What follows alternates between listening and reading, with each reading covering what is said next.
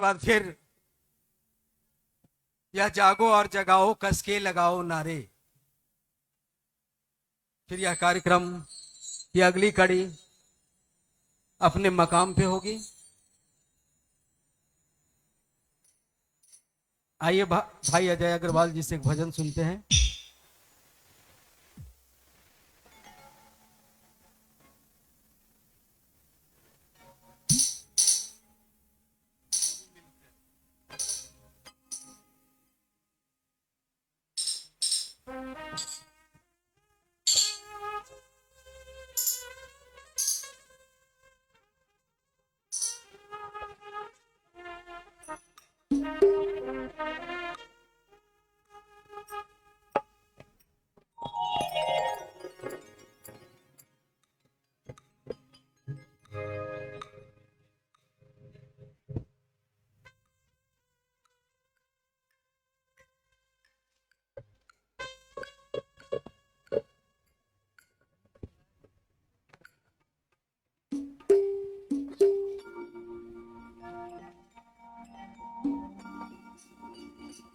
मेरी हर सांस का नमन अपने गुरु शिव के चरणों में,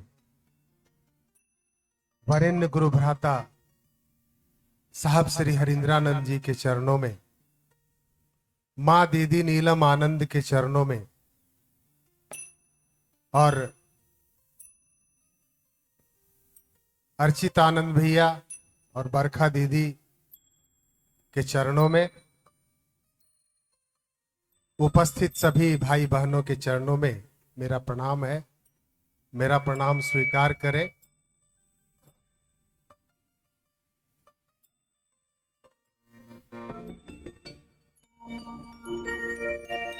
गुरु मिलते हैं शिष्य बनने से, दया होती है सूत्र करने से। गुरु मिलते हैं विश्व बनने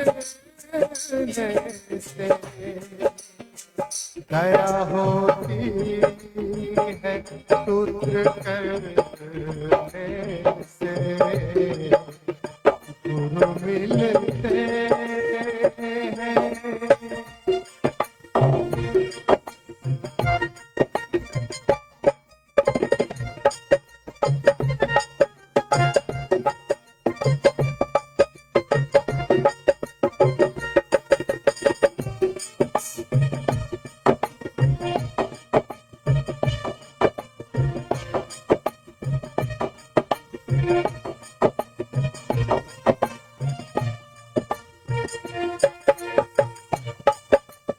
मंदिरों में लाख कोई करे पूजा,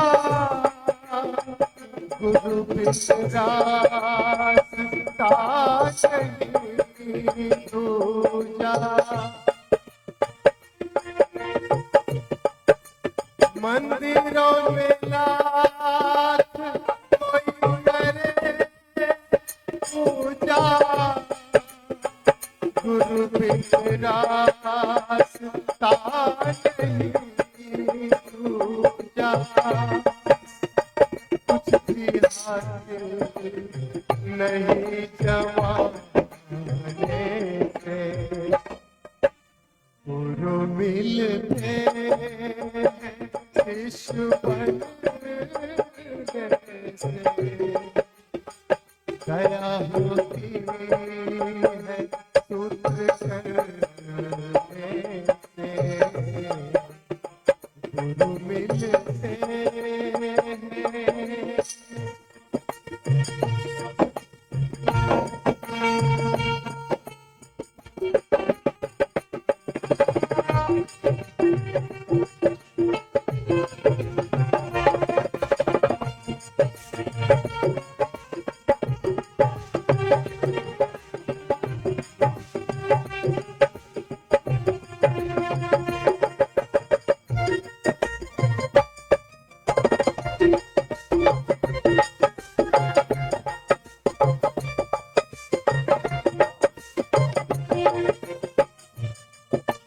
जो भी जिस हाल में चला आए, द्वार किस्मत का खुल गया देखो। जो भी जिस हाल में चला आए, द्वार किस्मत का खुल गया देखो। राह मिलती है इनको पाने से, गुरु मिलते हैं ईश्वर से। दया होती है सूत्र करने से, गुरु मिलते हैं।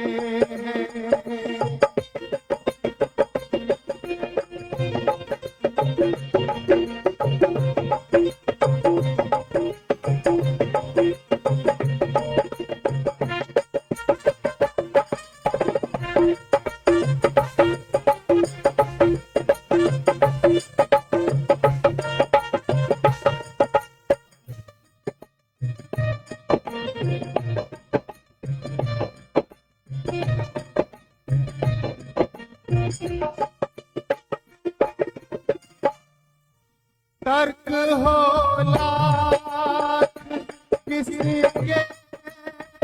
अंदर, गुरुवर का प्रेम ही किनारा है। तर्क हो लाख किसी के अंदर,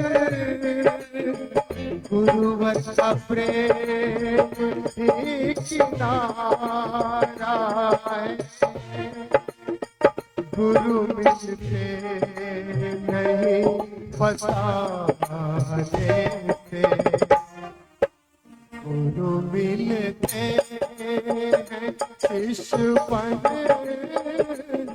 से।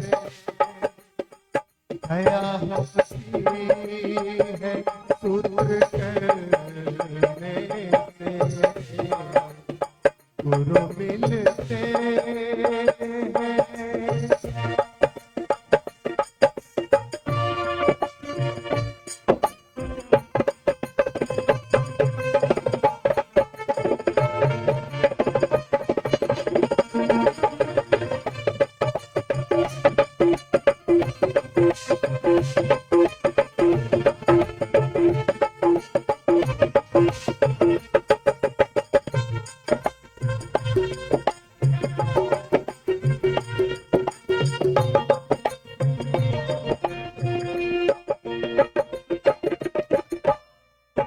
पहला सूत्र है गुरु दया मांगे, दूसरा है गुरु की चर्चा करे।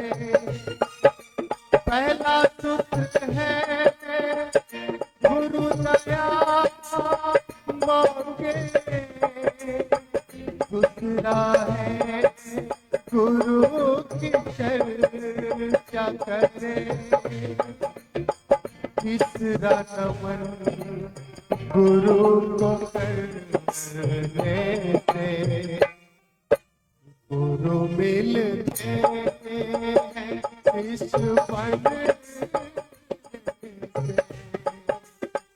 दया होती है सूत्र करने से, गुरु मिलते हैं ईश्वर से। दया होती है सूत्र करने से, गुरु मिलते हैं।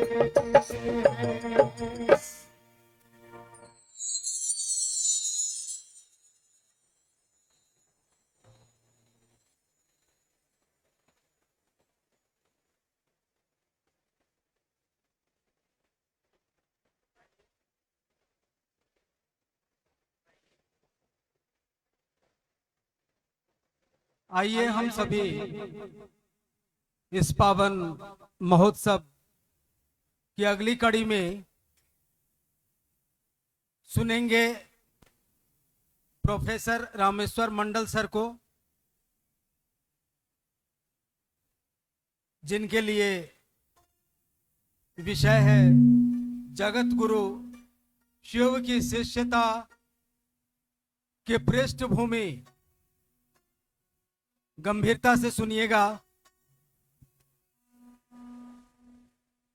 जगत गुरु शिव की शिष्यता की पृष्ठभूमि, व्याप्ति एवं प्रयोजन, ये वो विषय है जिसके लिए कहना चाहूंगा कि कौन कहता है कि आसमान में सुराग नहीं होता, एक पत्थर तो तबीयत से उछालो यारो। और साहब ने एक पत्थर विचार का उछाला और हम लोगों के बीच शिव गुरु ज्ञान की गंगा बह पड़ी। आइए सुनते हैं मंडल सर को।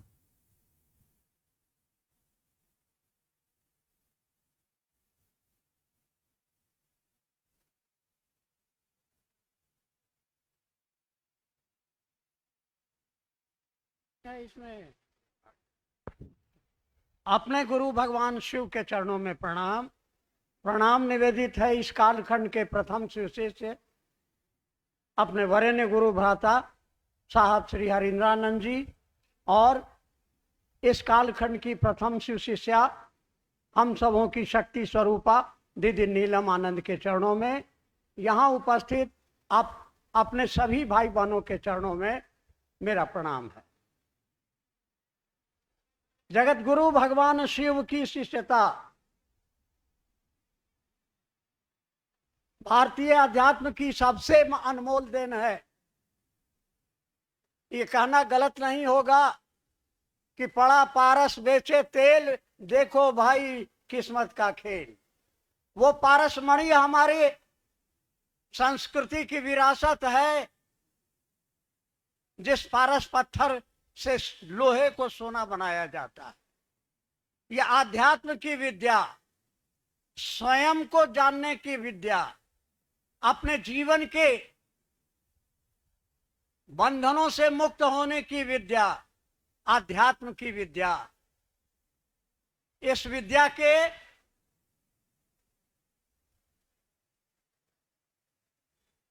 दाता गुरु, और गुरु परंपरा में सबसे पहला नाम आता है भगवान शिव का। हमारे शास्त्रों में पिछले 10,000 वर्षों से कहा गया कि शिव ही आदि गुरु हैं, शिव जगत गुरु हैं, शिव गुरुओं के गुरु हैं। उनके बहुत सारे रूप हैं, लेकिन उनका जो सबसे सुंदर रूप है ज्ञानदाता स्वरूप। उनके विभिन्न स्वरूपों से जुड़ने का, उनसे जुड़कर अपनी लौकिक मनोकामनाओं की पूर्ति के उपाय भी लोगों को मालूम है। लेकिन जगत गुरु भगवान शिव की शिष्यता की अवधारणा केवल किताबों तक रह गई। उनके किसी शिष्य ने या धरती पर किसी ने इस दिशा में प्रयास किया तो इसका श्रेय वरेण्य गुरु भ्राता साहब श्री को जाता है। अपनी शिष्यानुभूति में वो लिखते हैं कि बहुत सारे शरीरी गुरुओं के साथ अपनी जिंदगी के 15 खूबसूरत क्षणों को हमने बर्बाद किया और हताशा और विवशता में शिव को गुरु मान बैठा। और जो उपलब्धि हुई तो वो लिखते हैं कि आध्यात्मिक आह्लाद से मेरे अंदर अंतर प्रेरणा जगाई। मेरे अंदर ये ख्याल आया कि इतने सुंदर गुरु हैं, क्यों नहीं लोगों को इससे जोड़ा जाए। और उन्होंने प्रयास किया। अपने जीवन के 8 वर्षों तक उन्होंने किसी को नहीं बताया कि शिव मेरे गुरु हैं। और बताने का क्रम जो चल पड़ा, नतीजा ये हुआ कि आज 6 करोड़ से ज्यादा लोग इस धरती पर आपको इस बात की गवाही देने के लिए खड़े हैं, जिसमें एक मैं भी हूं, कि शिव को गुरु मानने के पहले मेरा जीवन नरक था। चारों ओर मौत के शायद मंडरा रहे थे, पागल होता या आत्महत्या करता, लेकिन साहब श्री ने मुझको संवाद भेजा कि अगर श्मशान की साधना से कुछ आपको प्राप्त हुआ हो तो बहुत अच्छा, नहीं तो महादेव को गुरु मान के देखें। 58 साल पहले जिस हरिंद्रानंद जी को मैंने कॉलेज में पढ़ाया, जिनके साथ मैंने श्मशान और कब्रिस्तान की साधना की, उन्होंने ही 20 वर्षों के बाद उन्होंने मुझको संवाद भेजा, मैंने शिव को गुरु माना, और आज आपको ये कहने के लिए आया हूं कि सचमुच में साहब श्री हरिंद्रानंद जी ने जो कहा है, उस हरिंद्रानंद जी के प्रति हमारे आपके मन में सबसे पहले तो कृतज्ञता का भाव होना चाहिए। साहब ने कहा कि अगर किसी ने एक गिलास पानी भी पिलाया तो आपको उसका आभार मानना चाहिए। तो मैं आभारी हूं, और आप सबों के साथ हम सबों की आपका आभार अपने गुरुवत साहब श्री हरिंद्रानंद जी और दीदी नीलम आनंद के चरणों में, आपकी ओर से, अपनी ओर से उनके चरणों में समर्पित करता हूं। साहब ने बताया कि शिव गुरु के रूप में वो मात्र अपनी दया से आपको भोग और मुक्त दे सकते हैं, और इसके लिए आपको अलग से कुछ प्रयास नहीं करना है। ये चंदन टीका घंटी बजाओ, भजन गाओ, प्रसादी चढ़ाओ, इसकी जरूरत नहीं है। उन्होंने एक सीधा राजमार्ग दिया जो शिष्टता का राजमार्ग है, और जो आपको निश्चित रूप से पहुंचा देगा कहां? महादेव के पास। उस महादेव से दया मांगनी है। मनसा वाचा कर्मणा, खाली बोली से नहीं, जो आप बोलिए उसको जीवन में उतारिए, और आपको देखकर लोग शिव को अपना गुरु बनाए, ऐसी चेष्टा कीजिए। उस महादेव से प्रेम कीजिए, क्योंकि वो प्रेम से ही मिलते हैं, और प्रेम कैसे किया जाता है इसके लिए साहब ने 3 सूत्र दे दिया, जो आपको आपने जाना है, सुना है। हमको और आपको क्या करना है? साहब के उस वाणी को याद रखें। गुरु की दया आपको लौकिक पारलौकिक जो कुछ भी चाहिए देगी। कब देगी? नंबर 1, आप शिव को अपना गुरु बनाइए। अपना, आपका बेटा बीमार होता है, अपना बेटा तो रात की नींद उड़ जाती है। पड़ोसी का बेटा मरता है, बीमार पड़ता है, तो वो दर्द नहीं होता है, वो आपके अंदर में परवाह पैदा नहीं होती है। तो साहब ने कहा कि उस महादेव को अपना महादेव बनाओ, दर्द पालो उसके लिए। ये प्रेम का संबंध है, ये समर्पण का संबंध है। दिन को रात कहोगे तो रात कहेंगे, तुमको जो बात अच्छी लगे वही बात करेंगे। तो महादेव ने कहा जाओ दूसरों को शिव का शिष्य बनने के लिए प्रेरित करो। कौन करेगा? हमारे शास्त्री ने कहा पहले स्वयं शिष्य बनो। बताओ लोगों को कि मैंने शिव को अपना गुरु माना है। आप भी मान के देखिए, जांच लीजिए, 11 से 21 दिनों के अंदर आपको परिणाम मिले तो ठोक के बोलिए कि शिव मेरा गुरु है, आपका भी गुरु हो सकता है। जांच लीजिए। साहब ने लिखवा करके दीवारों पर छपवा दिया कि मैंने शिव को माना है। आप भी जांच लीजिए, आपके सारे लौकिक पारलौकिक मनोरथ स्वतः पूर्ण होंगे। कब? जब शिव आपके अपने होंगे, और वह महादेव अपना होता है। एक लोटा पानी चढ़ा के गाल बजा देते हैं, वो खुश हो जाता है। वही महादेव, वही बाबा ज्ञान भी देता है। धन तो उसी का है, जीवन उसका, धरती उसकी, ये पूरा विश्व ब्रह्मांड उसी का है, और वह ज्ञान भी वही देता है। उसी का हम दिया हुआ जीवन जी रहे हैं, उसी का दिया हुआ खा रहे हैं। लेकिन ज्ञान के लिए आपको शिष्य बनना होगा, शिष्य भाव देना होगा, और शिष्य होने का अधिकार इस धरती के एक एक व्यक्ति को है। वो चाहे किसी जात का हो, किसी धर्म का हो। जरूरत केवल है इस प्यास को, इस तड़प को आप अंदर पैदा कीजिए। क्या? हे शिव, आप मेरे गुरु हैं, मैं आपका शिष्य हूं। सरकार दया करके मेरे अंदर ये समझ पैदा कर दीजिए कि आप मेरे हैं। आप करके देखिए, आपके जीवन की दशा और दिशा बदल जाए तो दूसरों को भी कहिए। समय ज्यादा हो गया, इसी आग्रह और अनुरोध के साथ इस बात को कहिए, खाली बोलिए मत। लोगों को सुनाइए, वो माने या नहीं माने, कहिए कि शिव मेरे गुरु है, मैंने जांचा है, आप भी जांच लीजिए और परिणाम मिल जाए तो जरूर लोगों को कहिए। इसी आग्रह और अनुरोध के साथ आप सभी भाई बहनों के चरणों में मेरा प्रणाम।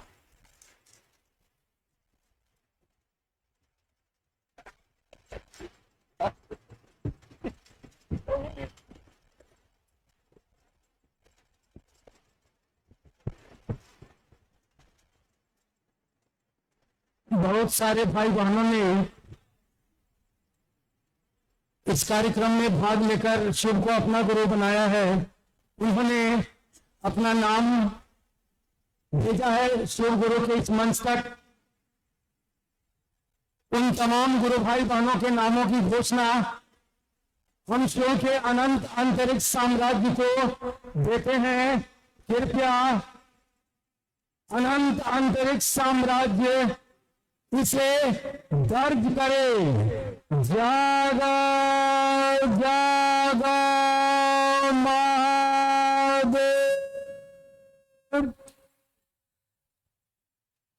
आइए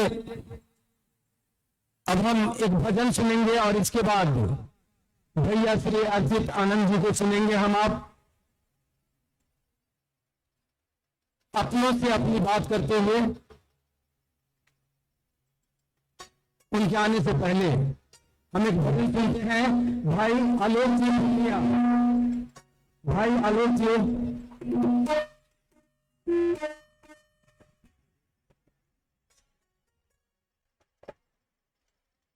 भाई आलोक जी आ रहे हैं हमारे आपके बीच।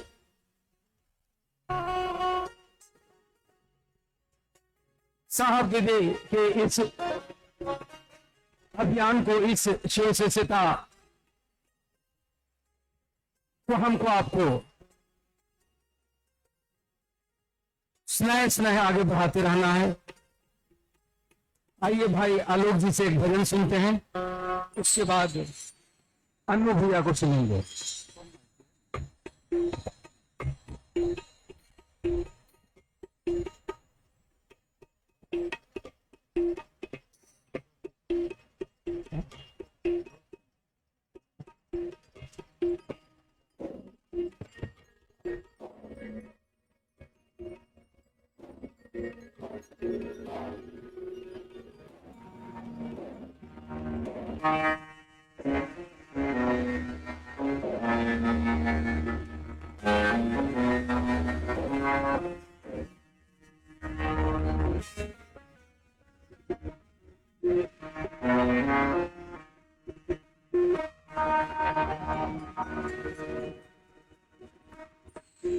आप सभी को शिव शिष्य आलोक का प्रणाम स्वीकार करेंगे।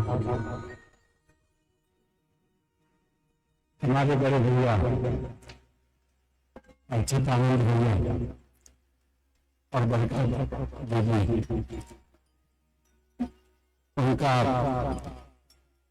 कटिहार पूर्णिया और आसपास के सभी जिलों की तरफ से हार्दिक अभिनंदन, स्वागत। और सही स्वागत हम और आपके तरफ से तभी हो सकेगा जब उनके द्वारा दिए गए संदेश और वरेण्य गुरुभ्राता साहब श्री हरिंद्रानंद जी, मां नीलम आनंद जी के अक्षरशः बताए राह पर चलेंगे, उनका अनुपालन करेंगे। अक्सर यह भजन गाता था, बहुत सारी यादें जुड़ी हैं, आज याद आ गई।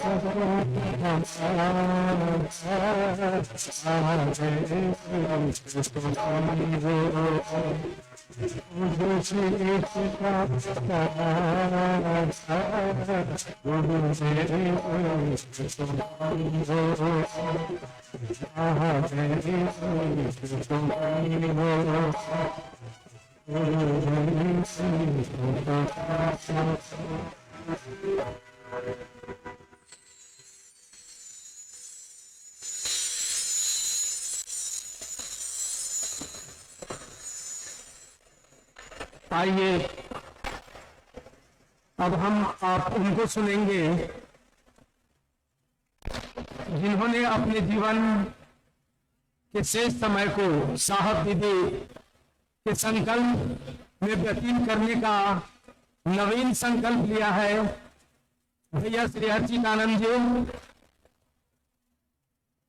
हम उनसे आग्रह करेंगे वो हमारे बीच आए और अपनी अभिव्यक्ति वो अपनों के बीच रखें। उनका विषय ही है अपनों से अपनी बात, अपनों से अपने दिल की बात।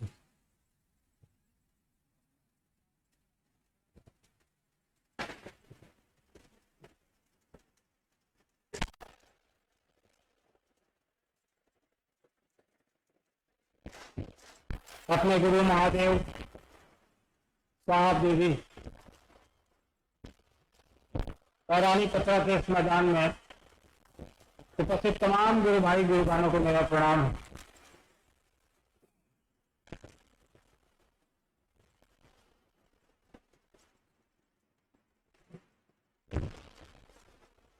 आज काफी वर्षों के बाद इस जिले में आने का सौभाग्य प्राप्त हुआ।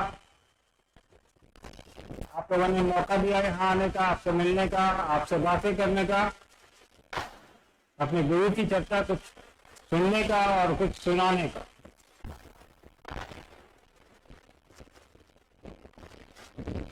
और आप सुबह से सुन रहे हैं, तमाम गुरु भाई गुरु बहन आ रहे हैं, इन्होंने अपनी अनुभूतियां आपको बताई, अपने महादेव के बारे में आपको बताया।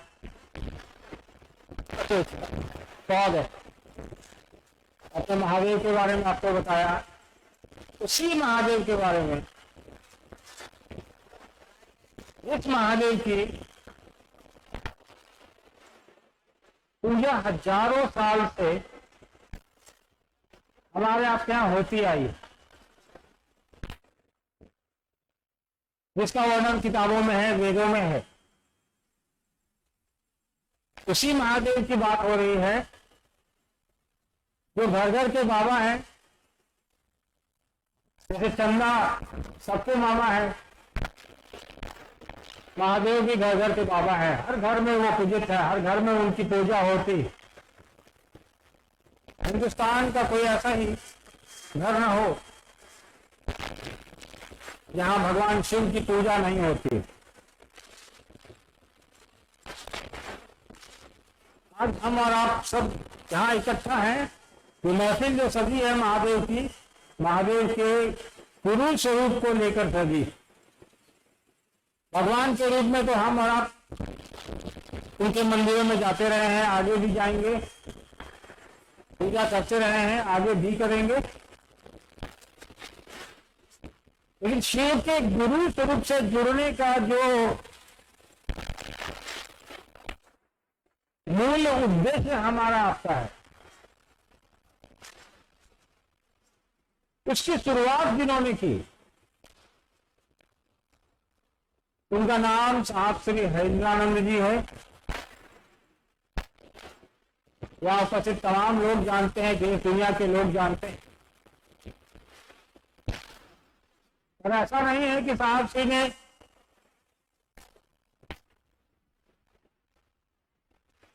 एक अकेले इंसान है जो कहते हैं कि महादेव गुरु है। साहब से पहले भी कई लोगों ने कहा महादेव गुरु हैं, किताबों में लिखा है महादेव गुरु हैं, जगत गुरु हैं, गुरुओं के गुरु हैं। लेकिन हमको आपको किसने बताया कि ये जगत गुरु का काम भी करते हैं और हम और आप भी उनसे जुड़ सकते हैं। इस कालखंड में एकमात्र हो सकते हैं साहब श्री हरिंद्रानंद जी।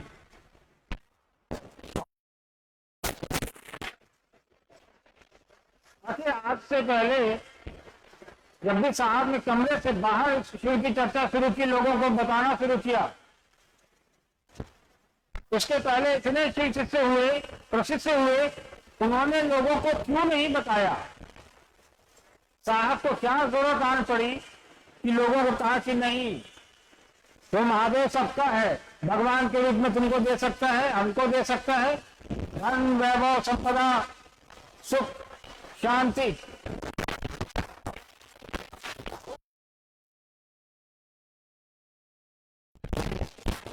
लेकिन जब गुरु के रूप में वो ज्ञान भी दे सकता है,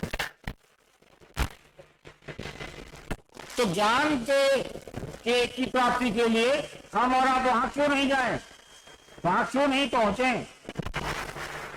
साहब ने तो 40 साल श्मशान घाट की यात्रा की, कभी कब्रिस्तान की यात्रा की, कभी तांत्रिकों के साथ रहे, कभी साधकों के साथ रहे, अघोरियों के साथ रहे,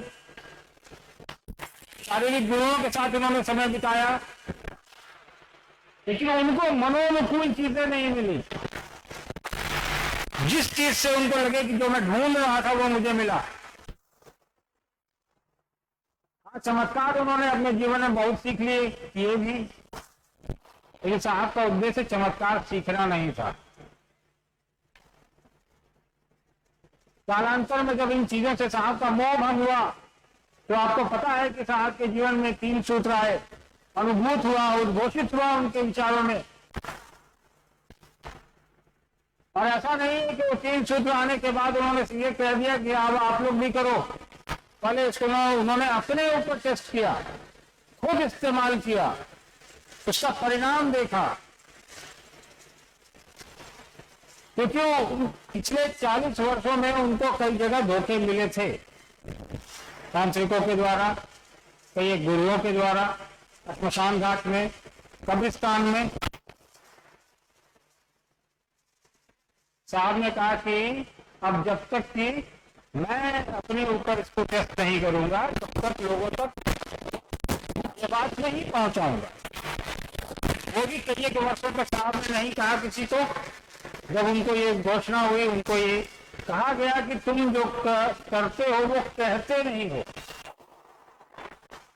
उसके बाद साहब ने कहना शुरू किया लोगों को कि महादेव गुरु का भी काम करते हैं,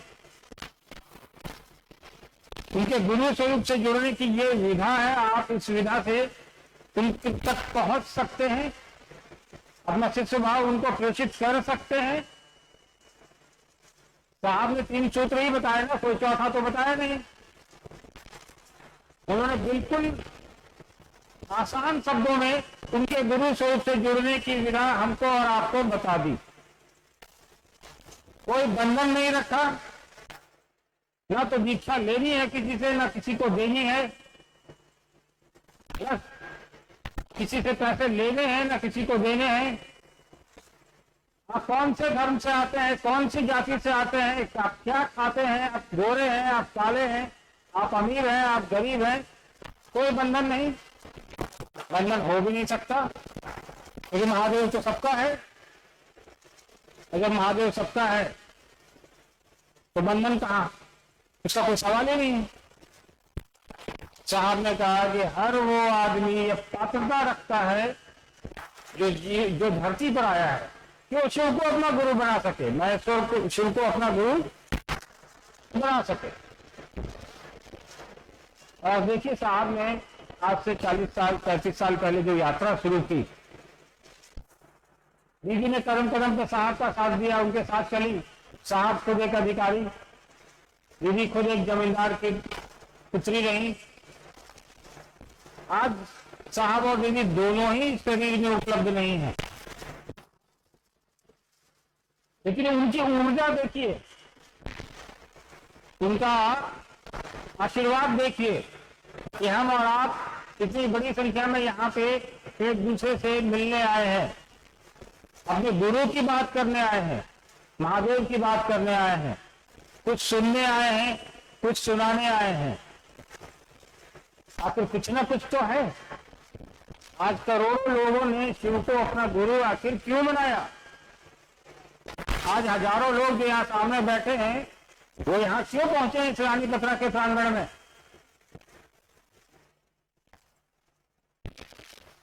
आपको किसी ने फोन करके तो बोला नहीं कि आओ, किसी ने भाड़ा तो दिया नहीं कि आओ। आप अपना समय निकाल कर आए हैं, आपने अपने पैसे लगाए हैं, आपने अपने बच्चों को घर पे छोड़ा है, आपने अपना काम छोड़ा है, किसी ने नौकरी छोड़ी है, छुट्टी ली है, पैसे लगाए हैं अपने यहाँ तक पहुंचने के लिए। ये आपका आपके गुरु के प्रति प्रेम दिखाता है, परवाह दिखाता है कि नहीं हमारे गुरु की बात होगी, वहां हमारे गुरु की चर्चा होनी है, वहां हमें चलना चाहिए वहां। और हम और आप इसी तरह आगे बढ़े। साहब ने चर्चाओं में कहा है कई दफे कि शिव की परिधि में रह के जो 3 सूत्र करेगा, जो 3 सूत्र कर लेगा तो उतनी देर के लिए तो महादेव की परिधि में रहेगा ही रहेगा। 24 घंटे में एक बार भी कर लेगा तो उसका खुद का तो कल्याण हो ही जाएगा। 3 सूत्रों में एक सूत्र ये भी है कि दूसरे को बताना तो दूसरे का भी कल्याण करेगा। तो हमारा प्रयत्न करें कि अपने गुरु से खुद तो जुड़े ही दूसरे को भी जोड़ने का प्रयास करें, जन का कल्याण करें। साहब का ये घोषित है कि जन जन को शिव गुरु से जोड़ना है। जन जन मतलब हर एक इंसान को। और यह एक सतत प्रक्रिया है, रुकने वाली नहीं है, क्योंकि इस सृष्टि का नियम है। सृष्टि में है, इंसान आता है तो सृष्टि चलती है, हर दिन नए लोग आते हैं, पुराने लोग जाते हैं। तो हमारा ये लक्ष्य है, आपका ये लक्ष्य है कि साहब दीदी ने जो जिम्मेवारी हमारे आपके कंधों पर दी है, उनकी ही ऊर्जा से उस जिम्मेवारी का निर्वहन हम और आप करते चलें, आगे बढ़ते चलें, अपने गुरु को स्थापित करें लोगों के दिलों के मन में। ये हमारा आपका उद्देश्य हो। इसी उद्देश्य के साथ आप यहाँ से अभी बरखा दीदी को सुनेंगे, उसके बाद जाएंगे तो क्षेत्रों में लोगों को जोड़ने का प्रयास करेंगे कि भैया हम तो महादेव की बात करने आए हैं, आपसे कुछ लेके नहीं जाएंगे, आपको दे के जाएंगे। और आप जिसको भी महादेव की बात बताएंगे आप उसका दे के ही जाएंगे, उसको उससे लेके नहीं आना है कुछ। इस उम्मीद के साथ कि अगली मुलाकात रानी पथरा से भी बड़ी जगह पर होगी और साहब के उद्देश्य को और पूरा करने के बाद हम लोग और दोबारा उसी ऊर्जा के साथ मुलाकात करेंगे। ज्यादा समय नहीं लूंगा आप लोगों का, क्योंकि समय अब काफी हो चुका है। बरखा जी का आना बाकी है आपके बीच, और उम्मीद करेंगे कि आप लोग शांतिपूर्वक उनको सुनेंगे। और सुनने के बाद उसी एक साहब की पंक्ति हमेशा याद आती है। साहब ने ऊपर में एक दफे कहा था कि मेरे पास आते हो तो या तो शिव को लेके आओ, नहीं तो फिर शिव को लेके जाओ। तो शिव चर्चाओं में जब भी आप बैठते हैं, महादेव की बात करते हैं, तो महादेव को अपने दिलो दिमाग में बैठाइए। कुछ महादेव तो दूसरे को परिचय कराइए, दूसरे के महादेव से खुद परिचय करिए और महादेव को का अलग जगाते हुए चलिए। इसी मनोकामना के साथ, इसी आभार के साथ आप सभी को मेरा प्रणाम है। धन्यवाद।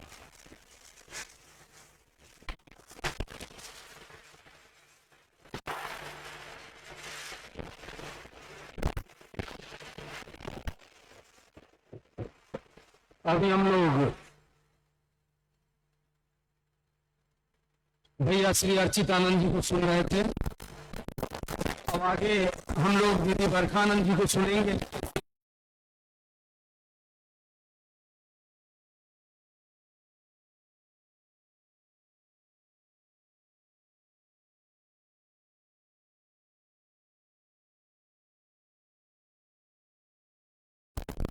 सभी मिलकर आग्रह करते हैं दीदी बरखानंद जी से, जो हमारे आपके बीच में उपस्थित हैं ही, वो शिव गुरु कि मंच तक आए। जिनका संकल्प है साहब दीदी के संकल्प में कदम से कदम मिलाकर चलना, जिनकी जिद है कि सचमुच साहब दीदी के संकल्प की स्थापना यथार्थ में लोगों के दिल में हो, हम उस दीदी बरखानंद जी को सुनने जा रहे हैं। शांति बनाए रखेंगे और गंभीरता से सुनेंगे।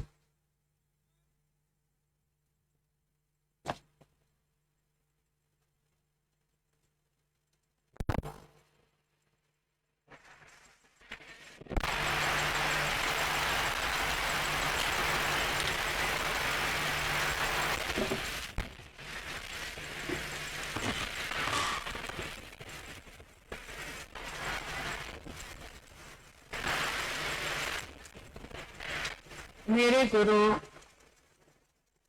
महेश्वर शिव को मेरा प्रणाम है। इस कालखंड के प्रथम शिव के शिष्य और हम सबों के परम आदरणीय हमारे वरिष्ठ गुरु भ्राता साहब श्री हरिनानंद जी के चरणों में मेरा प्रणाम है। हम सबकी दीदी शक्ति स्वरूपा मां नीलमानंद जी के चरणों में मेरा प्रणाम है। और रानी पत्रा यानी पूर्णिया जिला है ये, लेकिन रानी पत्रा के इस जगह पे उपस्थित आप सभी गुरु भाई गुरु बहन जो पूर्णिया, कटिहार, अररिया या विभिन्न जगहों से आए हैं, आप सभी के चरणों में मेरा प्रणाम।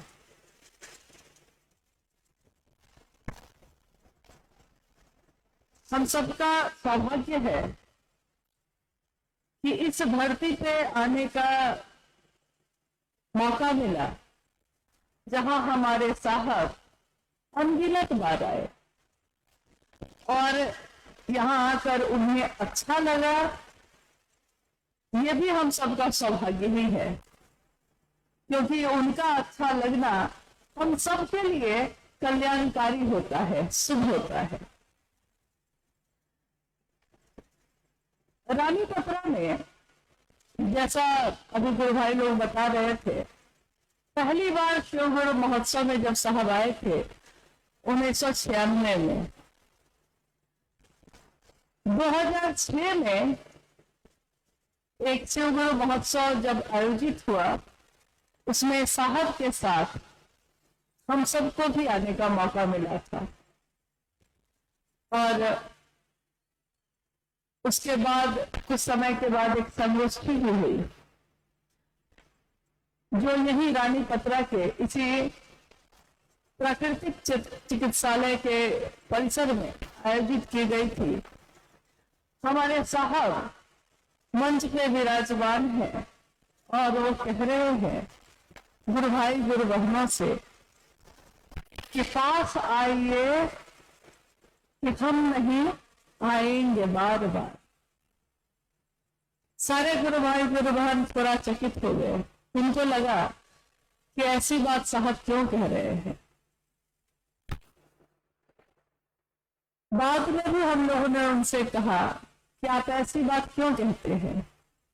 शरीर से आया है कोई, एक दिन शरीर तो जाएगा, लेकिन आप चाहे शरीर में रहिए या न रहिए, आप हमारे पास जरूर रहिएगा और हम आपके पास रहें ये दया जरूर करिएगा, क्योंकि आपके बिना शिव के शिष्यों का जीवन वैसे ही है कि जैसे फूल है लेकिन सुगंध नहीं है, शरीर है उसमें प्राण नहीं है, शिव की शिष्यता है और उसमें साहब हरिनानंद जी नहीं है, तब तो शिव की शिष्यता कैसी हो।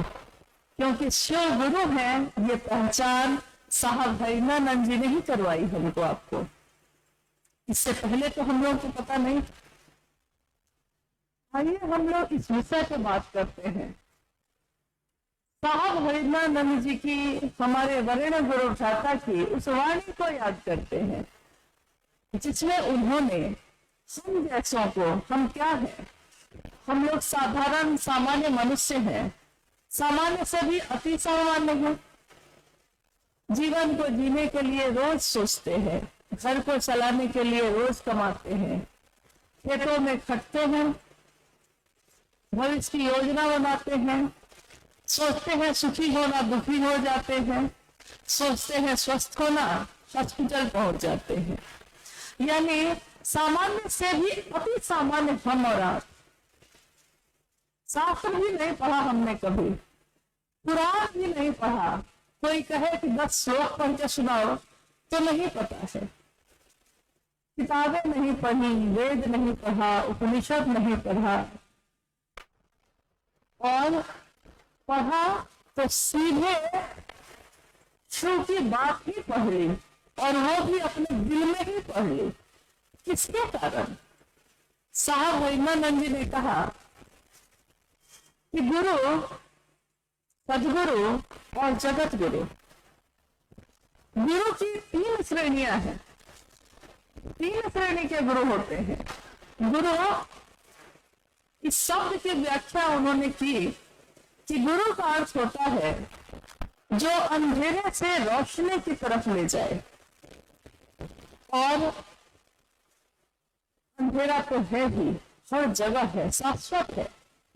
हम लाख रोशनी कर ले, हम लाख बल्ब और ट्यूब जला लें, लेकिन जैसे ही वो बुझता है अंधेरा फिर से है।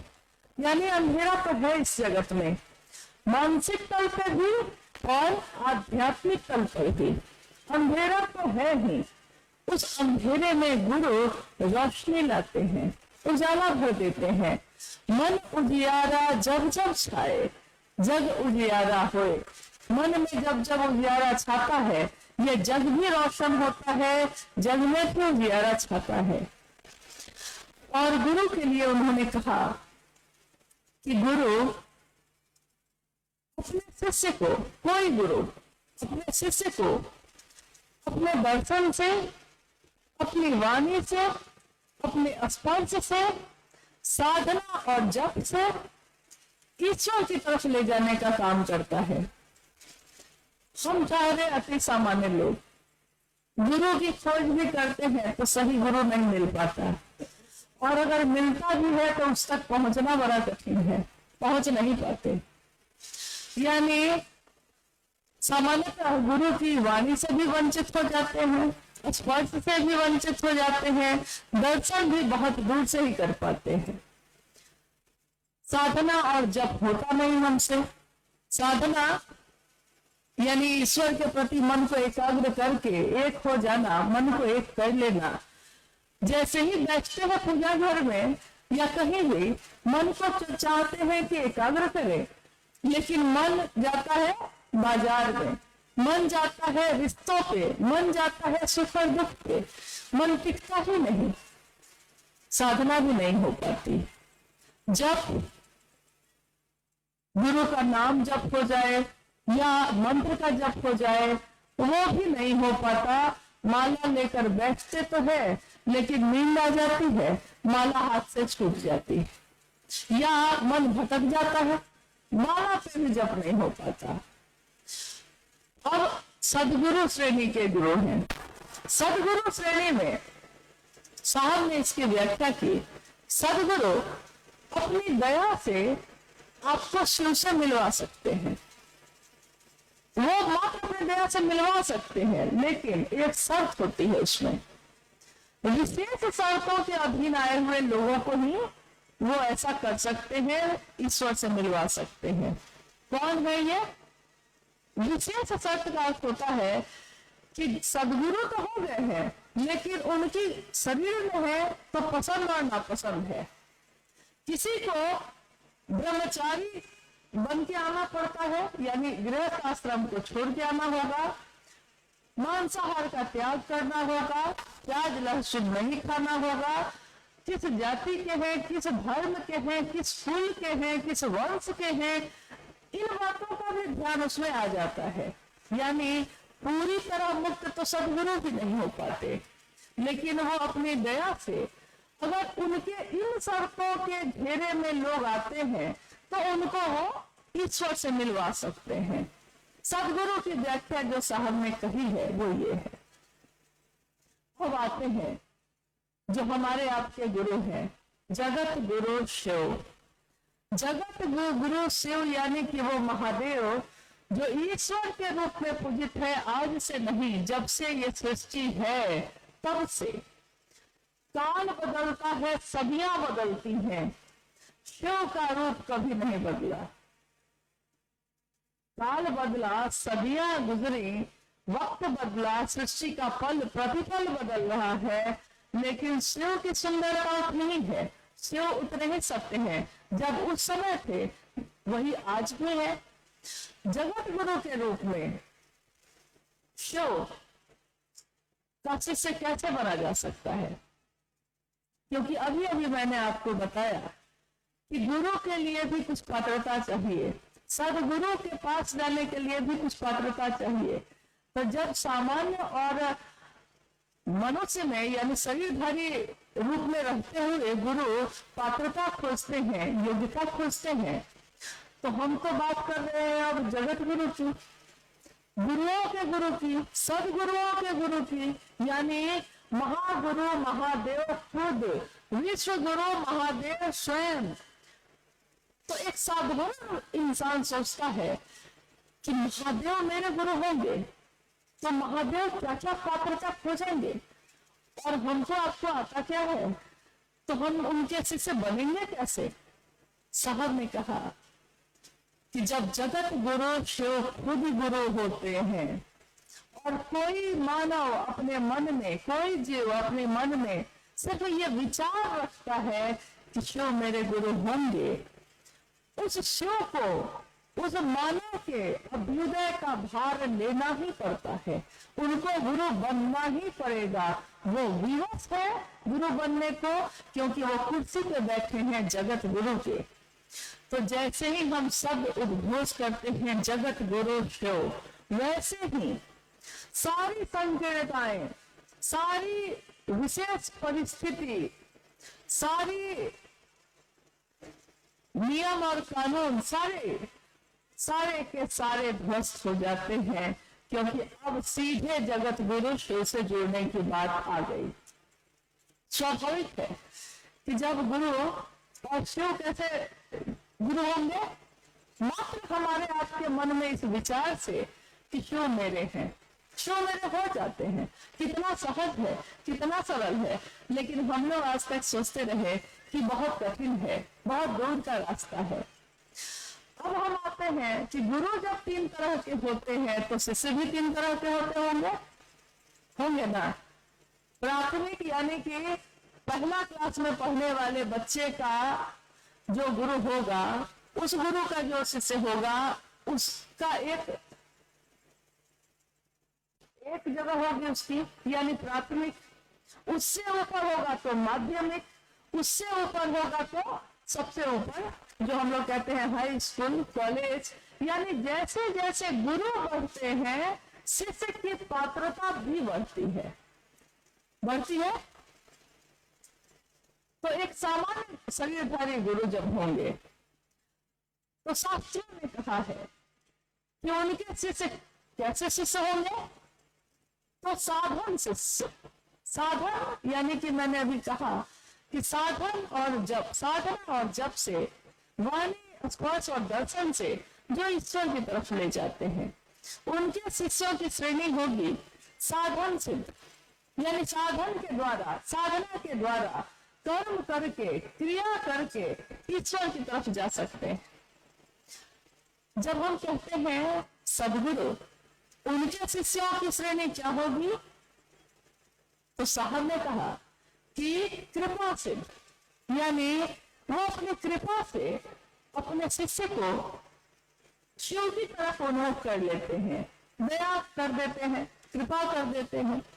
लेकिन जब जगत गुरु शिव की बात होती है तो उनके शिष्यों की श्रेणी होती है नित्य सिद्ध।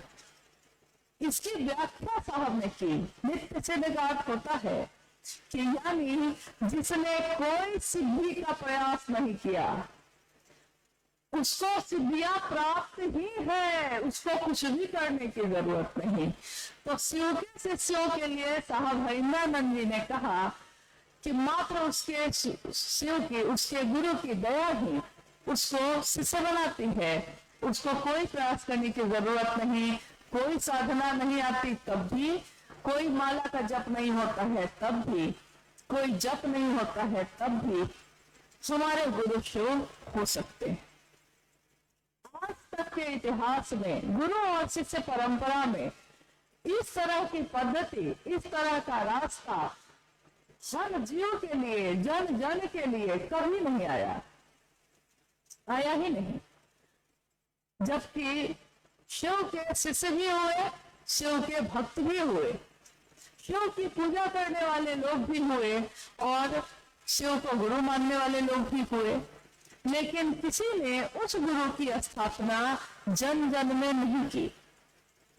और एक दिन इस कालखंड में एक बालक का जन्म हुआ, जिस बालक का नाम दुनिया ने रखा हरिंद्रानंद। और दुबले पतले सामान्य दिखने वाले व्यक्ति जिनका नाम हरिंद्रानंद है, जैसे जैसे बालक से बड़े होते गए, क्षमता विकसित होती गई, योग्यता बनती ही चली गई। इसके लिए उन्होंने कोई प्रयास नहीं किया, इसके लिए कुछ भी नहीं किया। और एक दिन सन 1974 में उनके मन में ये विचार सीधा प्रवेश कर गया। देखिए, जब जगत गुरु की बात होती है तो रास्ते में कोई श्रेणी नहीं आती, कोई नियम और बंधन नहीं आते, कुछ भी नहीं आता। वो सीधे पात्र जो होता है उसके मन में प्रवेश कर जाते हैं। और मन में प्रवेश तो किया उन्होंने, लेकिन किसके? न तो मेरे, न तो आपके। जो उस योग्य होगा, ट्रांसफार्मर की बिजली भी तो उसी में न दौड़ेगी, जो उसको धारित कर सकता हो, जो उसको संभाल सकता हो, जो उसको बर्दाश्त कर सकता हो।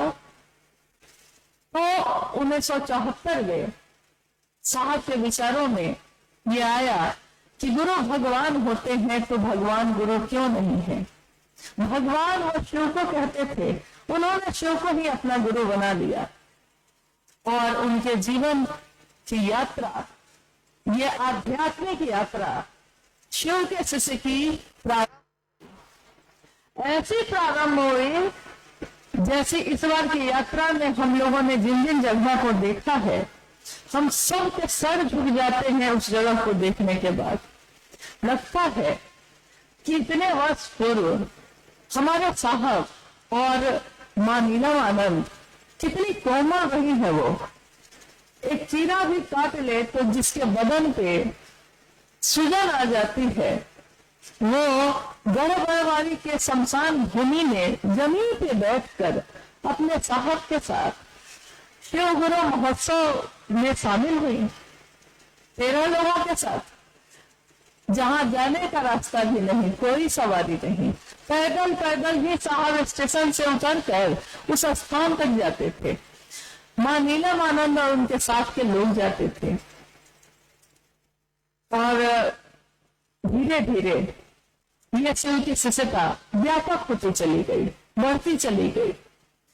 लेकिन इस व्यापक होने में अभी थोड़ी देर पहले भाई सोमेंद्र जी एक विषय पे बोल रहे थे। शिव की शिष्यता में साहब और दीदी की क्या भूमिका है, इस विषय पे सोचिए। हम और आप तो तब भी गाड़ी से आ जाते हैं, आज है, उस दिन और भी नहीं था। और क्या खाए होंगे वो, कहाँ बैठे होंगे वो, कैसे चले होंगे वो। आज सांझ की आवाज पूरी दुनिया सुन रही है, पूरी दुनिया उनके दिल की आवाज से, उनके दिल की आवाज की गूंज से आप्लावित है। हम शिव शिष्य है, हमारे गुरु शिव है, ये बात गूंज रही है फिजाओं में। लेकिन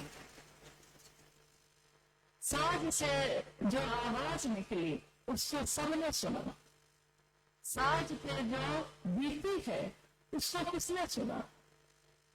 साज से मधुर आवाज निकल सके, इसके लिए उस साज में अपने ऊपर पीड़ा सही है, दुख सहा है, दुनिया की चोटें खाई है और दुनिया को उन्होंने अमृत दिया, शिव की शिष्यता का अमृत बांटा, जो जीवन दे रहा है आज असंख्य लोगों को।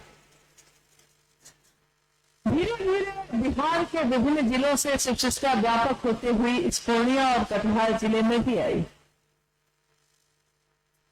उस समय यहाँ जो गुरु भाई हैं आशीष जी, उनके पिताजी डॉक्टर साहब के बहुत प्रिय रहे और बहुत अनुशासन प्रिय व्यक्ति वो खुद भी रहे।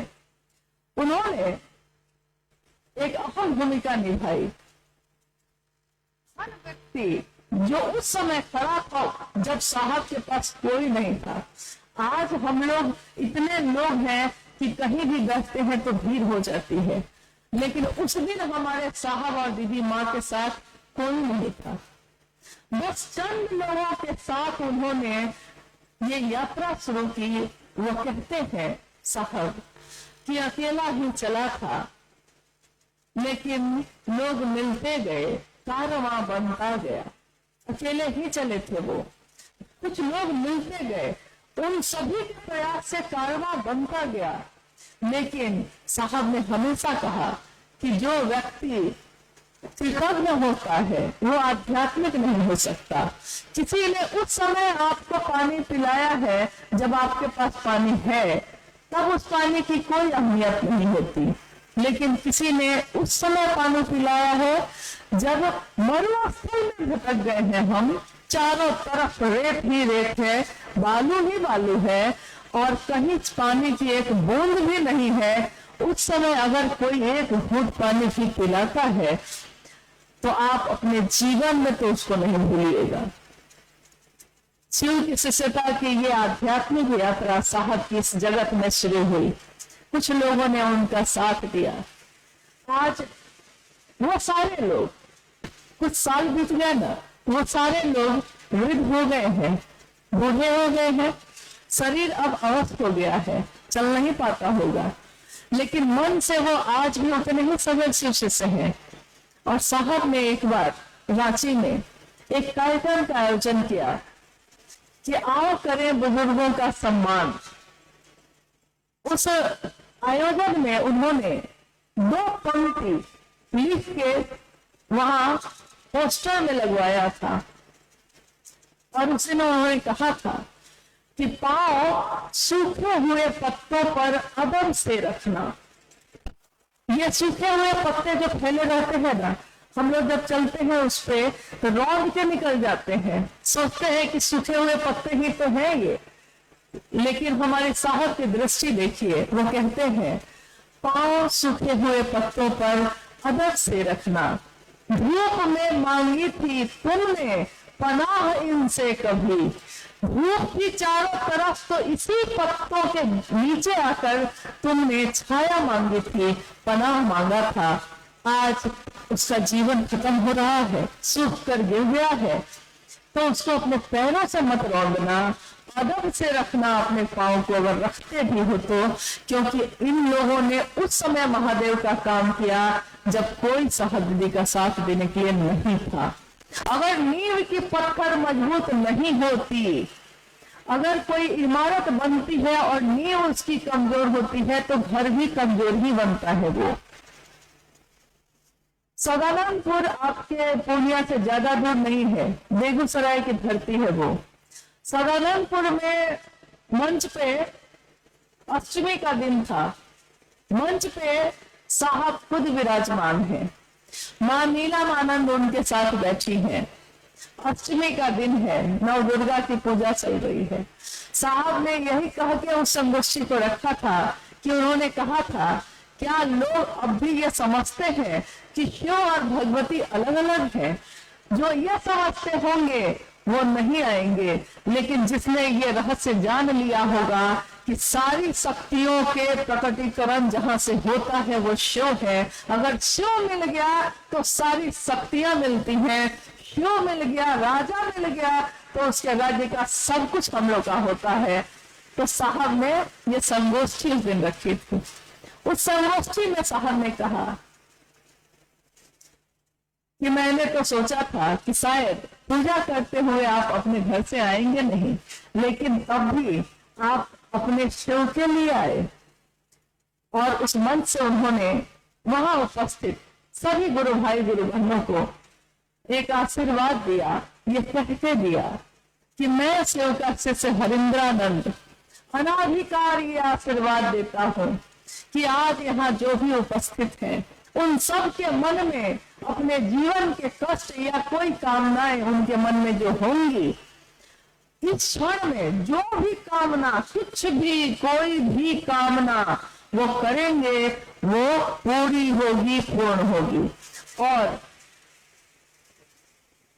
बाद के समय में जब उस दिन उपस्थित लोगों से बाद में लोग मिले तो सबने एक दूसरे से पूछा कि भाई उस दिन तुमने क्या मांगा था, और उसने अपनी बात कही, अपनी अनुभूति कही। सबने कहा कि मैंने जो मांगा मुझको मिला, और ऐसे मिला कि मुझको भी विश्वास नहीं है कि मिला कैसे ये। तो मुझको एक घटना याद आती है। देखिए, शिव के शिष्य हरिंद्रानंद जी से अपने मन का जुड़ाव करना कितना जरूरी है, और उनकी चाहत में मिलकर शिव की तरफ चलने से क्या होता है उसके बारे में एक छोटी सी घटना, एक कहानी ही है ये, लेकिन कहानी भी बहुत कुछ तो समझा जाती है, बात भी बहुत कुछ समझाती है, भजन भी बहुत कुछ समझा जाता है। तो एक कहानी है ये, घटना है कि एक गांव में, जैसे ये भी ग्रामीण इलाका है, एक गांव में एक साधु बाबा आए। पहले तो और ज्यादा आना जाना लगा रहता था, अब तो गांव के लोग भी लौकिक ज्यादा हो गए हैं, साधु संतों की सेवा थोड़ी कम हो गई है। बुरा नहीं है, करना चाहिए, कोई भी अगर ईश्वर की बात करता है तो उसके लिए करना चाहिए। खैर, ये घटना है कि एक साधु बाबा आए गांव के बाहर और एक स्थान पर रुक गए। उन्होंने कहा कि कुछ महीने यहाँ रहूंगा, कुछ भगवान की बात करता रहूंगा, गांव के लोग भी सुनेंगे, फिर तो मैं आगे चला जाऊंगा। गांव के लोग आते थे, साधु बाबा अपना प्रवचन सत्संग जो उनको करना था करते थे।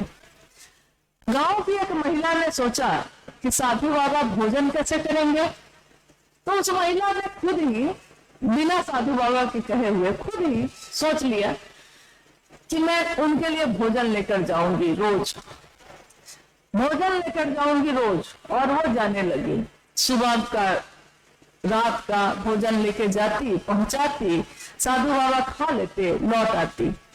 साधु उससे कहते कि क्या तुम्हारे मन में कोई कामना है, तो वो कहती नहीं बाबा, कोई कामना नहीं है, बस आपको खिलाना चाहती हूँ इसलिए आ गई हूँ। तो घटना आगे बढ़ती है। कुछ महीने बीत गए हैं और साधु उस गांव को छोड़ के आगे बढ़ने वाले हैं। वो साधु उस महिला से कहते हैं कि बहन, तुमने बड़ी सेवा की, मुझ भूखे को भोजन कराया, मुझको सोचना नहीं पड़ा, भिक्षा नहीं मांगनी पड़ी, तुमने खुद ही भोजन करा दिया है, बहुत कुछ किया है तुमने। मेरी भी एक इच्छा है, कुछ भी जो तुम्हारे मन में है मांगो, मैं उसको जरूर दूंगा। उस महिला ने बार बार कहा कि बाबा, मैंने आपसे कुछ मांगने के लिए आपको भोजन नहीं कराया है, आप क्यों चिंता करते हैं, आप जाइए अच्छे से, खुशी खुशी जाइए, फिर कभी लौट के आइएगा। लेकिन उस साधु को जिद हो गया कि नहीं, कुछ भी तो तुमको देना है, हमको एहसान है तुम्हारा मेरे ऊपर। तब महिला ने कहा कि ठीक है बाबा, अगर कुछ देना ही चाहते हैं तो एक संतान दे दीजिए, क्योंकि पति पत्नी हैं, हम दो हैं घर में, कितने वर्ष बीत गए हैं विवाह को, लेकिन संतान नहीं हुई, और मन को भी समझा लिया है कि जब नहीं ही होगी तो नहीं होगी। लेकिन आज आपने बार बार कहा है तो मन में फिर से वो चाह पैदा हो गई है। साधु ने कहा कि कल आना बहन। कल होकर वो महिला फिर गई तो साधु बाबा ने कहा कि बहन, मैं बहुत दुखी हूं कि मैं तुमको संतान नहीं दे पाऊंगा। उस महिला ने पूछा, कोई बात नहीं बाबा, आप क्यों दुखी होते हैं, मैं तो मांगना भी नहीं चाहती थी, आप ही बार बार कह रहे थे। साधु ने कहा कि नहीं नहीं, ऐसी बात नहीं है। कल रात में तुम्हारे जाने के बाद मैंने अपने इष्ट से, अपने भगवान से पूछा कि एक बहुत भली महिला है लेकिन उसको संतान नहीं है, क्या मैं दे सकता हूँ? भगवान ने कह दिया है कि उसके भाग्य में नहीं है। भगवान ने कहा कि उसके भाग्य में नहीं है। तो अब मैं क्या कहूँ, भगवान से बाहर तो मैं नहीं हूं ना। उस महिला ने प्रणाम किया साधु को और कहा कि आप सुखी मन से जाइए, मुझको कोई दुख नहीं है, कोई बात नहीं बाबा। लेकिन उस दिन जो वो भोजन लेकर गई थी और लोटा में पानी लेकर गई थी, साधु ने न तो भोजन किया न तो पानी पिया। उसने कहा, साधु जी ने कहा कि मैं तुमको दे नहीं सका हूं, बहुत दुखी हूं, मुझसे तुम्हारा भोजन आज नहीं हो पाएगा, इसलिए लौटा कर ले जाओ, मैं भी अब आगे जाता हूं। घटना आगे बढ़ती है, साधु चले गए, महिला लौट रही है। इस घटना को साहब ने ही सुनाया था हम लोगों को। महिला लौट रही है, हाथ में उसके रोटी और सब्जी है जो वो साधु के लिए लेकर गई थी, और एक हाथ में लोटा में पानी है। खेत की मेड़ से चलते हुए अपने घर को, गांव को लौट रही है और दुखी मन से है कि साधु दुखी हो गए। नीचे देखते हुए जा रही है, सामने उसको दिखा ही नहीं कि कोई आ रहा है, और सामने से एक अघोरी आ रहा है। अघोरी तो शिव का भक्त अपने मन में मगन है, मगन होकर चला आ रहा है। महिला अपने दुख में डूबी हुई जा रही है, अघोरी अपने शिव में डूबा हुआ आ रहा है, और दोनों टकरा जाते हैं।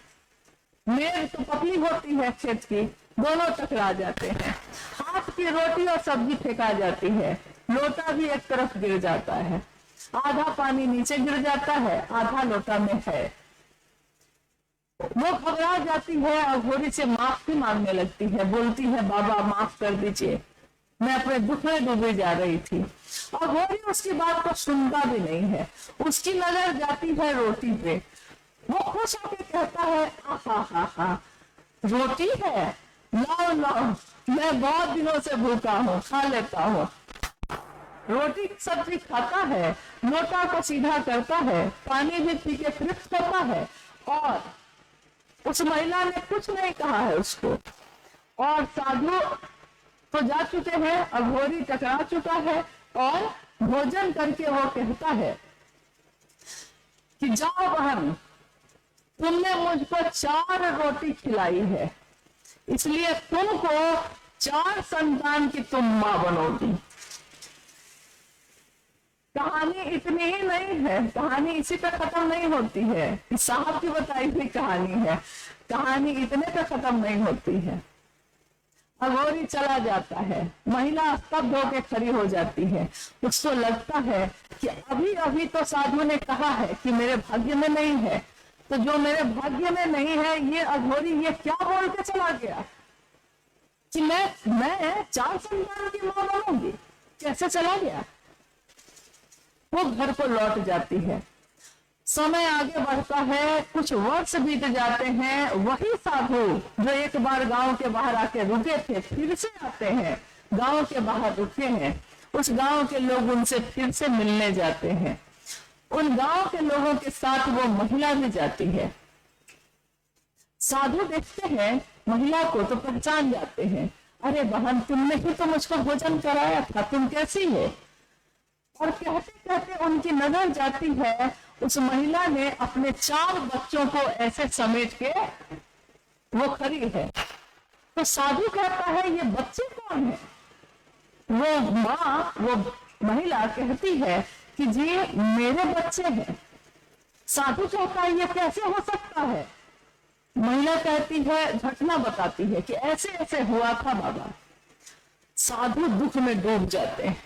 जब सारे लोग चले जाते हैं, वो अपने इष्ट को, अपने भगवान को याद करते हैं और कहते हैं महादेव को, उनके भी इष्ट महादेव थे, तो महादेव को याद करते हैं और कहते हैं भगवान आपने ये क्या किया, आपने तो मेरी इज्जत नहीं रखी, मैंने आपसे कितना अनुरोध किया था उसके लिए, लेकिन आपने कहा कि उसके भाग्य में नहीं है, और उस अघोरी ने कह दिया तो इसको हो गया। भगवान कहते हैं कि तुमने पूछा था, तो जो उसके भाग्य में था मैंने बता दिया। अघोरी ने मुझसे पूछा ही नहीं यार, उसने कह दिया कि जाओ हो जाएगा, और उसने कह दिया मेरा आदमी है, मेरा गण है वो, अब उसने कह दिया है तो उसके बात की इज्जत तो मुझको रखनी ही पड़ेगी ना। देखिए यही होता है संबंध। उसी से उसे साधु का भी एक संबंध था, उसी से उसे अघोरी का भी एक संबंध था, लेकिन ये संबंध कितना गहरा था। प्रेम अधिकार ले आता है, प्रेम अधिकार लाता है। शिष्यानुभूति में साहब हरिंद्रानंद जी लिखते हैं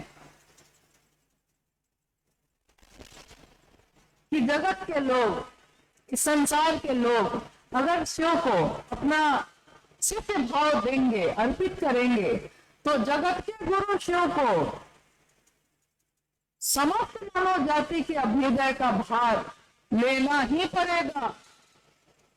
एक बार जब हम लोग इस पंक्ति को पढ़ रहे थे, रांची की घटना है, साहब से हम लोगों ने पूछा कि आपने ये पंक्ति जो लिखी है, इसमें शिष्यानुभूति 1990 के दशक में लिखी गई, तो हम लोगों ने पूछा कि आपने ये पंक्ति जो लिखी है, इसमें आपने ऐसा लिखा है जैसे कि महादेव आपके अनुरूप चलेंगे। नहीं, कि आप कह रहे हैं कि अगर लोग ऐसा आपके लिए करेंगे महादेव, तो महादेव सुन लीजिए, आपको भी ये करना ही पड़ेगा। साहब ने कहा कि प्रेम अधिकार ले आता है। मेरा पोता है, ये मेरी पोती है, लेकिन बाबा पे इसका अधिकार है, तो ये मुझको कह सकता है कि बाबा आपको ये काम करना ही पड़ेगा और मुझको ये काम करना ही पड़ेगा, क्योंकि मैं इस प्रेम से मैं उसके अधीन हो जाता हूँ। तो साहब का रिश्ता उस महादेव से ऐसा है जिसके लिए उन्होंने शिव शिष्यता धरती पे उतारी, जो हम गाते हैं आज कि स्वागत है हे युग पुरुष तुम्हारा, तुमने जमीन पे, इस धरती पे शिव गुरु को उतारा। जिस गुरु की बात हम कह रहे हैं वो अनेक रूपों में पूजित है इस धरती पे। महाकाल है वो, महामृत्युंजय है वो, महायोगेश्वर, महाकपालेश्वर है वो। यानी एक ऐसी सत्ता, एक ऐसा अक्षय स्रोत है ऊर्जा का, जिसके सामने बड़े बड़े लोग जाने से कांपते हैं, हिम्मत नहीं होती खड़े होने की, चाहे वो देवी हो चाहे देवता हो, कोई हो। तीनों भूलोक में, तीनों लोकों में कोई ऐसा नहीं है जो शिव के सामने खड़ा भी हो सके। और वो उस ऊर्जा को यह शिव के शिष्य ने किस प्रेम के अधिकार से धरती के लोगों के लिए इतना सीमित किया, इतना नीचे उतारा, इतना नीचे उतारा कि साहब ने कहा कि मैंने जगत के लोगों के कल्याण के लिए, उनके शिव हो जाने के सपने के लिए उस शिव को शिवालय से शौचालय तक उतार दिया है।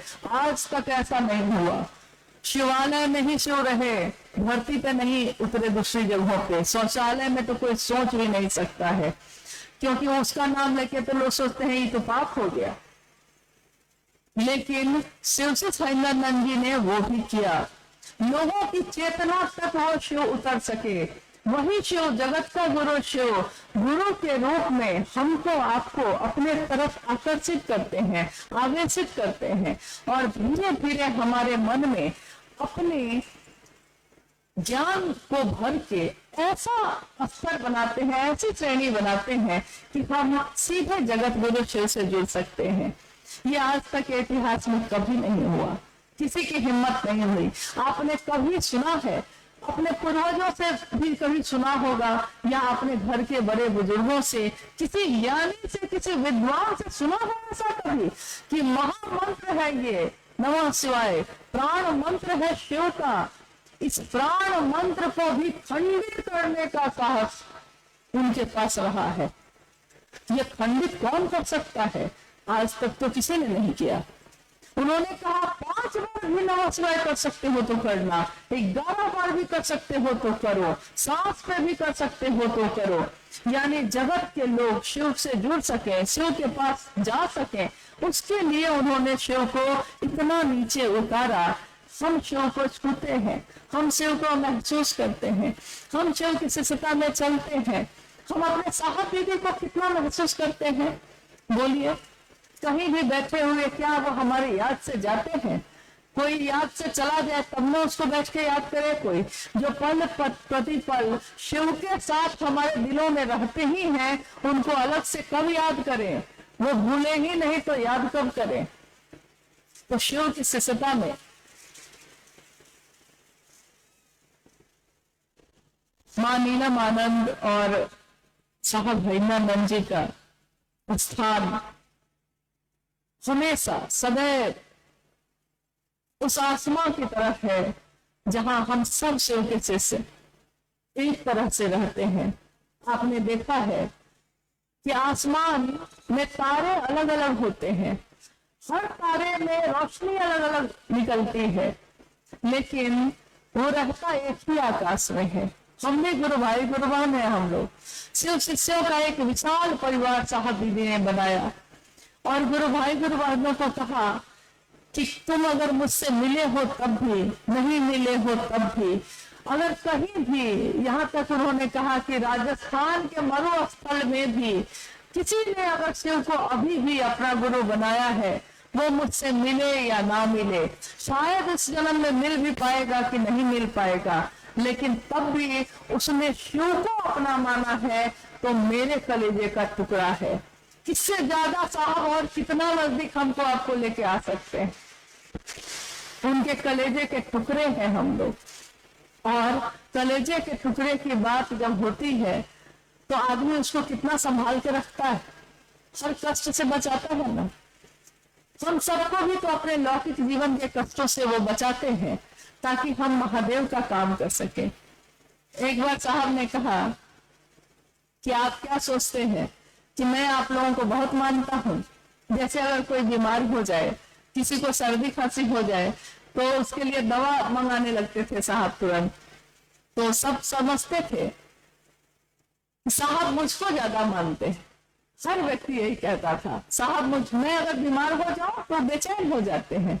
साहब ने एक दिन कहा कि आप क्या सोचते हैं कि मैं आपको प्रेम करता हूँ? अरे मुझसे ज्यादा स्वार्थी तो इस दुनिया में कहीं कोई नहीं होगा। आप ठीक रहिएगा तब ना महादेव का काम करिएगा, इसके लिए आपकी परवाह करता हूँ, ताकि आप ठीक रहिए तब ना मेरे महादेव का काम होगा।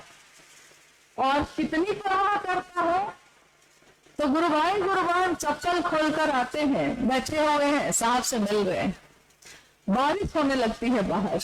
साहब कहते हैं क्या आपने चमड़े की चप्पल पहनी है, पहन के आए हैं आप?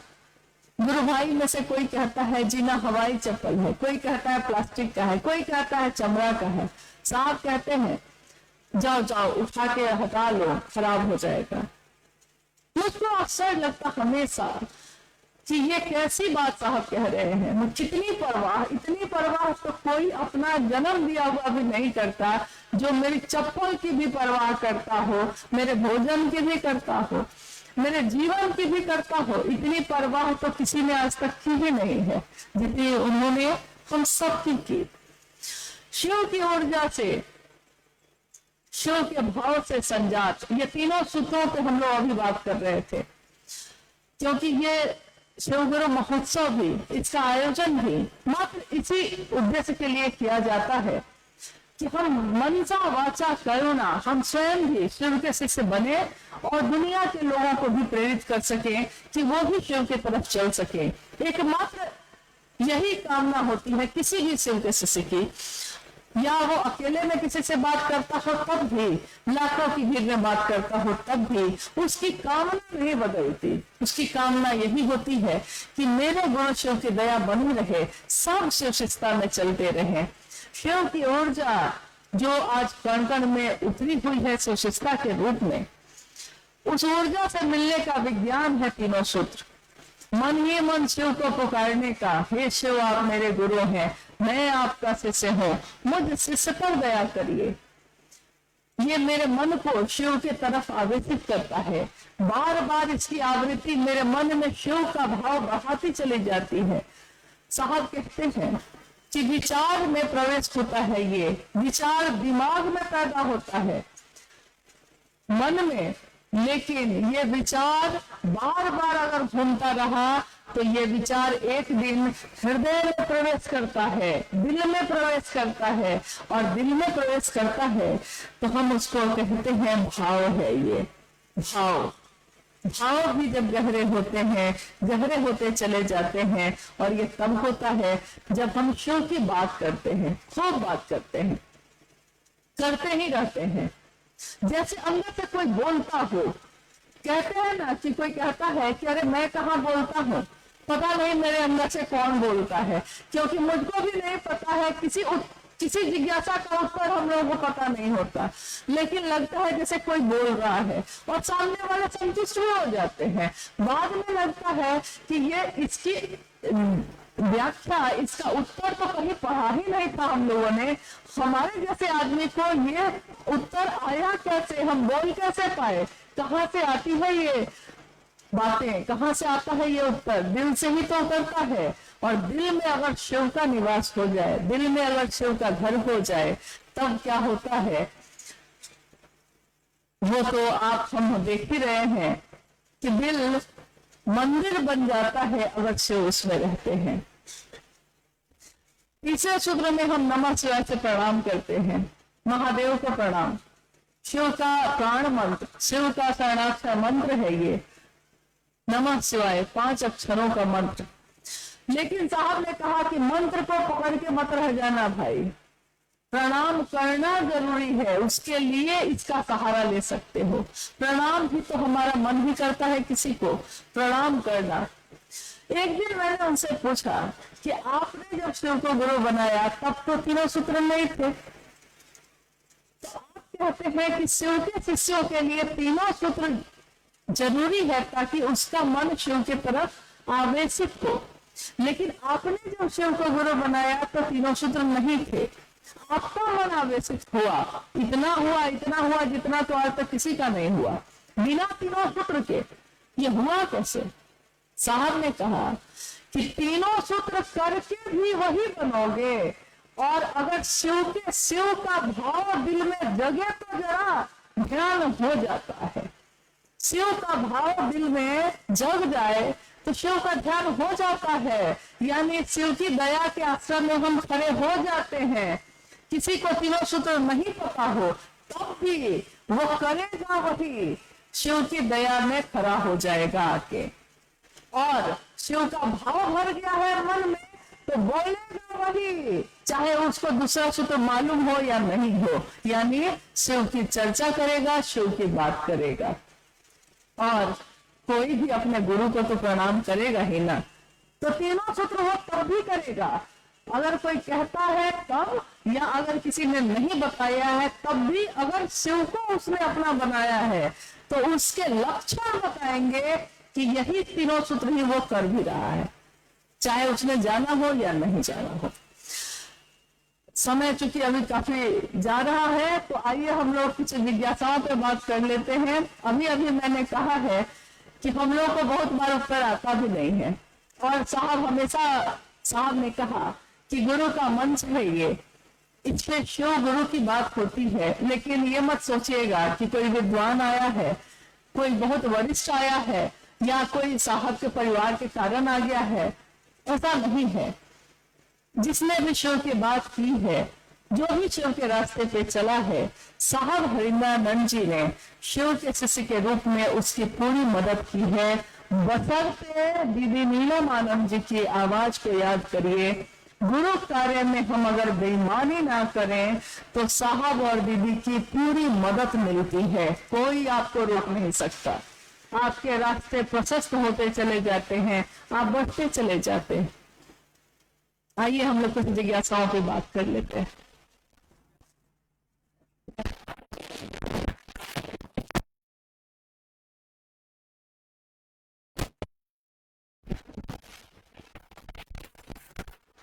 माइक काम नहीं कर रहा है?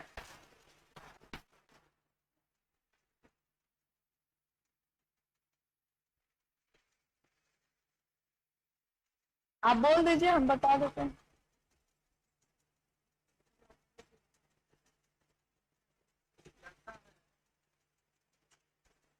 शिव गुरु के प्रति जिज्ञासा है शिव गुरु के प्रति व्यक्ति का शिष्य भाव प्रगाढ़ होकर स्वभाव हो जाए, यह कैसे होगा? कृपया समझाने की कृपा करें। आशा गुरु बहन ने यह जानना चाहा है। फिर से बोलिएगा, फिर से बोलिए। शिव गुरु के प्रति व्यक्ति का शिष्य भाव प्रगाढ़ होकर स्वभाव हो जाए, यह कैसे होगा? कृपया समझाने की कृपा करें। जिज्ञासा आपने सुनी है। शिव को गुरु मानकर हम में से किसी का भी शिष्य भाव इतना गहरा हो जाए, इतना प्रगाढ़ हो जाए कि वो हमारा स्वभाव बन जाए, ये कैसे होगा? स्वभाव का अर्थ होता है कि जो जन्म से ही जो भाव हमारे अंदर होते हैं, जन्म लेते ही। एक बच्चा जब जन्म लेता है उस समय वो किसी का पति होता है, उस समय वो किसी का पति नहीं होता। बच्चा तो अभी जन्म ही लिया है, उसको तो पता भी नहीं है, उसको बताना पड़ता है कि ये है पिता, ये है माँ, ये है दादी, ये है दादा, नाना, सारे संबंधों के बारे में उसको बताना पड़ता है। लेकिन पुत्र का भाव उसके मन में जन्म से ही है, तो वो जैसे ही अपने पिता को देखता है, अपनी माँ को देखता है सामने, पुत्र का भाव प्रकट हो जाता है। सामने माता और पिता आए हैं, पुत्र का भाव प्रकट हो गया है। स्वभाव यानी जन्म से उसका है ये। और देखिए उसके जीवन को, किसी बच्चे के जीवन को, जैसे जैसे वो बड़ा होता है वैसे वैसे जिस जिस भाव के संबंध उसके सामने आते हैं उसके अंदर से भी वो भाव प्रकट होने लगता है। भाव था ही, जन्म से ही था, लेकिन प्रकट कब होता है? जब सामने वो संबंध आता है। बच्चा बड़ा हुआ है, लोग कहते हैं कि अब विवाह कर दिया जाए इसका, अमुक लड़की से इसका विवाह तय कर दिया जाता है। अभी उसने लड़की को देखा नहीं है, देखा भी नहीं है, लड़की को मिला भी नहीं है, तस्वीर भी नहीं देखी है, लेकिन सिर्फ पता चला है कि किसी से मेरा विवाह होगा, मैं अब बनूंगा पति और वो बनेगी पत्नी। पति का भाव प्रकट हो गया। था वो जन्म से ही, लेकिन सुसुप्तावस्था में था, सोया हुआ था।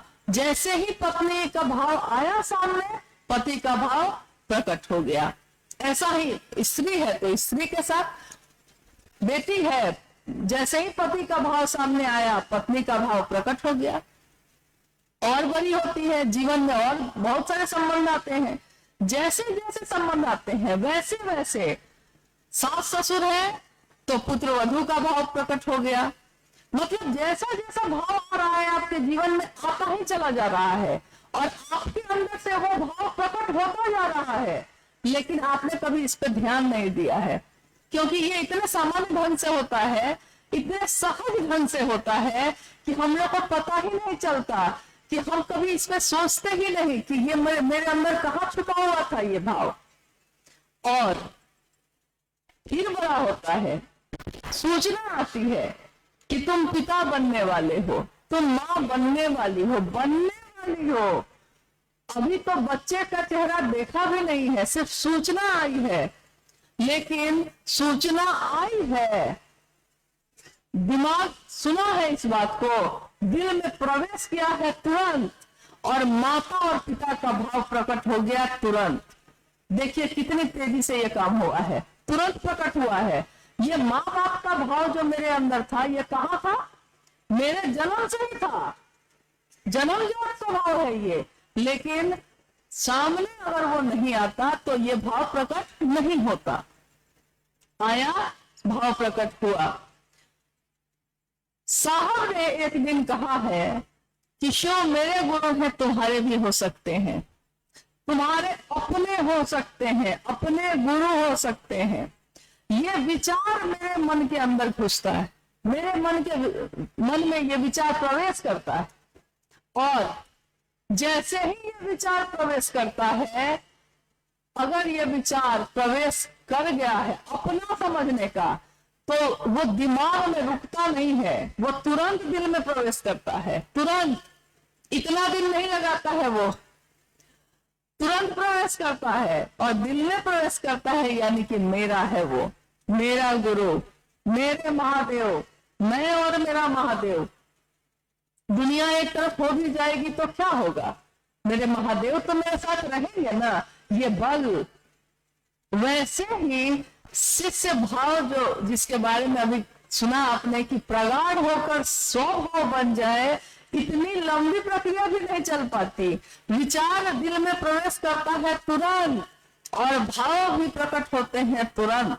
यानी गुरु का भाव जैसे ही सामने आया है, शिष्य भाव प्रकट हो गया। था तो हो जन्म जात ही, हम ही लोग तो नहीं पहचान सके, हम ही लोग नहीं जान सके। दिया तो प्रेम का था वो, दिया को भाव से सींचा ही नहीं कभी, तो उसमें पौधा नहीं निकला, उसमें फल और फूल नहीं लगे, सुगंध नहीं फैली। लेकिन शिव के प्रेम का दिया भी जिसने बनाया है, उसका दिया तो जरूर ही रहेगा हमारे दिल में। बनाया उसी ने है तो दिया भी उसी का रहेगा। और हम जैसे ही अपने मन का भाव प्रकट करते हैं, गुरु भाव आया, शिष्य भाव प्रकट हो गया, तो प्रगाढ़ हो गया, स्वभाव बन गया।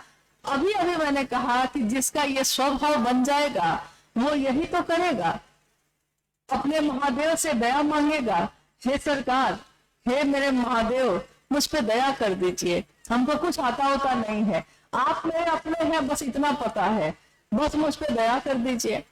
और शिव की बात करने लगता है वो। अपने बेटे की बात कैसे करता है, अपने परिवार की बात, अपने खेत की बात, अपने पैसे की बात, अपने दुकान की बात कैसे करता है, कोई उससे पूछता नहीं है, वो खुद ही बोलने लगता है। अपना हो जाए तो हृदय खुद ही बोलने लगता है, और मुक्त कंठ से बोलता है, हृदय खोल के बोलता है। मन में ये विचार तो ठहर जाए, लेकिन ठहरा रहे, टिका रहे, निरंतर बना रहे, तो ये स्वभाव प्रकट हो जाता है। और कुछ है? हाँ, एक जिज्ञासा है, आओ चले शिव की ओर से। जो कृतज्ञ है वह आध्यात्मिक नहीं हो सकता, जो कृतज्ञ है वह आध्यात्मिक नहीं हो सकता, योग का शिष्य तो कदापि नहीं। मुझको पता है कि आप सबको घर जाना है, लेकिन घर हम लोगों को भी जाना है, एक दिन तो सबको जाना है।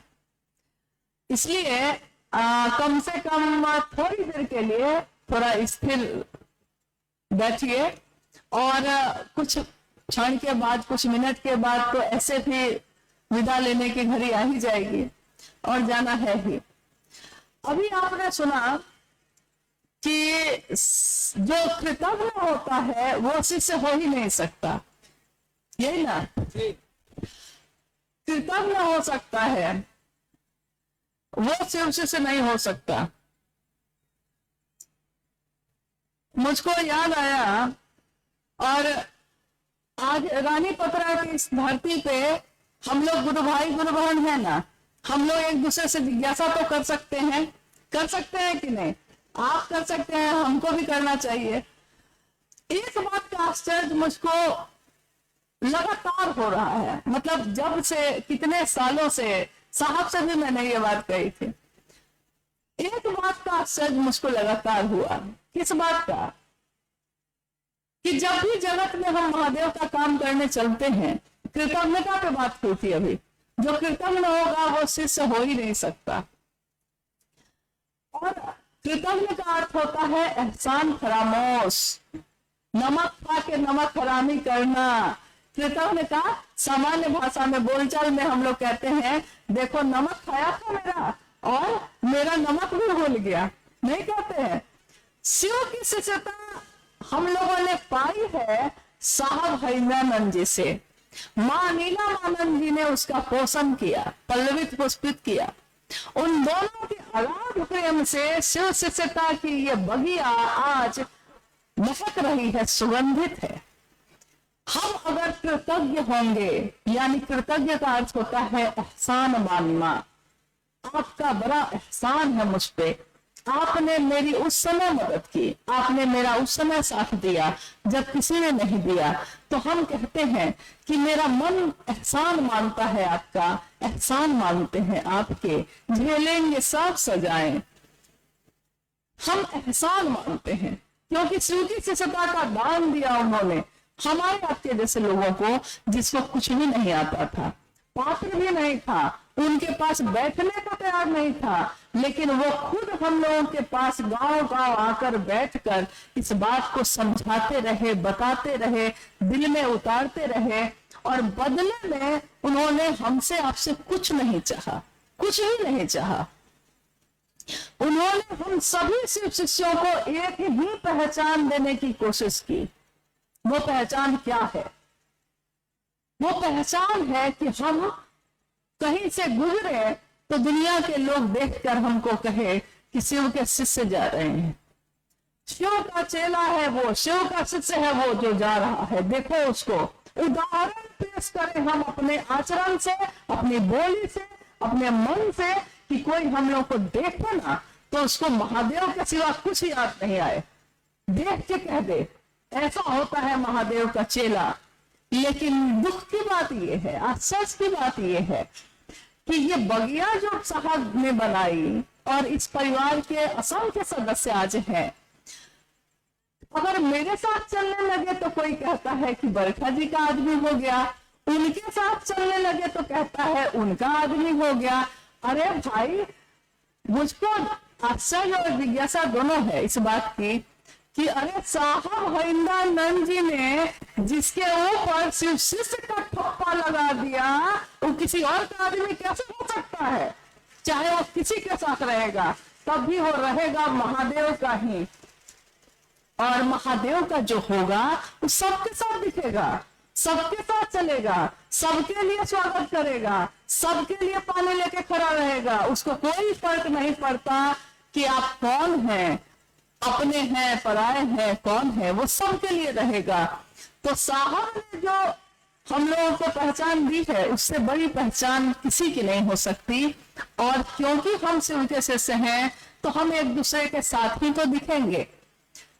महादेव की बारात निकल रही थी, मां पार्वती के साथ विवाह होने जा रहा था, और उस बारात में देवी देवता भी थे, राक्षस भी थे, भूत बैताल भी थे, किसी का चेहरा नहीं, किसी का हाथ नहीं, और कोई गहनों से लगा सुंदर भी था, सब तरह के लोग थे। लेकिन सब उस बारात में दिख रहे हैं कि नाच रहे हैं, गा रहे हैं, शिव भाव से संजात प्रगाढ़ शिष्य भाव भी ऐसा ही होता है। उसको कोई फर्क नहीं पड़ता, वो किसी के साथ नाचेगा, गाएगा, किसी के साथ शिव की बात करेगा, किसी के साथ चला जाएगा। सबसे पहले साहब ने कहा कि हमको अपने अहंकार को तो छोड़ना होगा। अहंकार गुरु का भोजन है। हम लोग को कभी ये नहीं सोचना चाहिए कि हम लोगों ने किया है तो ये इस इलाके में हुआ है, तो हमारे अंदर, हमारे जिले में महादेव की बात हो रही है। अरे महादेव का काम तो हवाएं करती हैं। ये तो दया हरिंदर की है कि उन्होंने हम सबको श्रेय दे दिया, हम सबका भी नाम कर दिया। जिसको कोई पूछता नहीं था तेरी बंदगी से पहले, आज सब पूछते हैं। क्यों? क्योंकि महादेव का नाम लेते हैं हम।